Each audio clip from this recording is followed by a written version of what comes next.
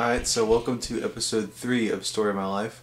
This week, I'm going to be going over the firsts of my life. Now, everybody has a lot of memorable moments, and it's usually the first, like first kiss, first this, Alright, so, let's start from the beginning. Kevin Barrel, Chapter 1. My first memory. I was out in the yard.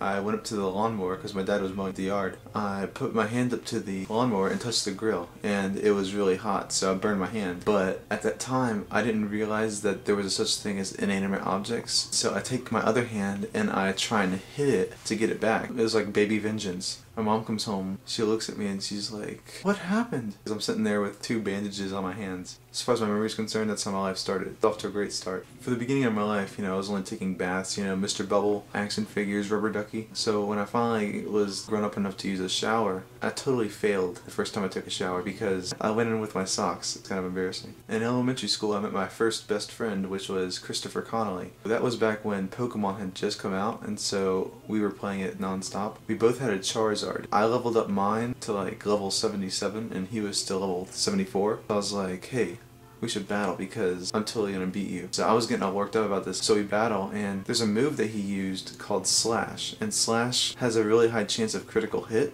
which means it does a lot of damage, and I didn't realize that. And so he did that and pretty much killed my Charizard in one hit. I literally threw the Game Boy down and went in my room and started crying because I was so into that game and I was so ready to beat him, and I totally failed. My first job was at Walmart. Enough said. My first Halloween, my mom dresses me up as a pumpkin. Parents think that just because you don't have a say-so that you'll be perfectly fine with being a pumpkin. They take advantage of the fact that you can do absolutely nothing about it. Thanks, Mom. My first B letter grade. In elementary school, I was an all-A student, so when I forgot my first B on a test, I broke down and cried. And that's surprising because now I'm happy to get a B. First time I got in a fight. Now, I was a tactical genius at this age. This kid was chasing me, and he was gaining on me. He was really fast. And so I had to get away from him. So what I did was I dropped to the ground as fast as I could, and he tripped over my body and face planted on the ground. I was kind of proud about that. My first and only fight that I've had with a girl, we were in Kids Plus, which is a thing after school to wait for your parents. And she was playing basketball, and so the ball bounced off the basketball goal. She missed, and it came to me. So I was like, cool, I'll shoot the ball. And she's like, give me that ball. Just let me shoot it once. And she's like, no! And so she took these nails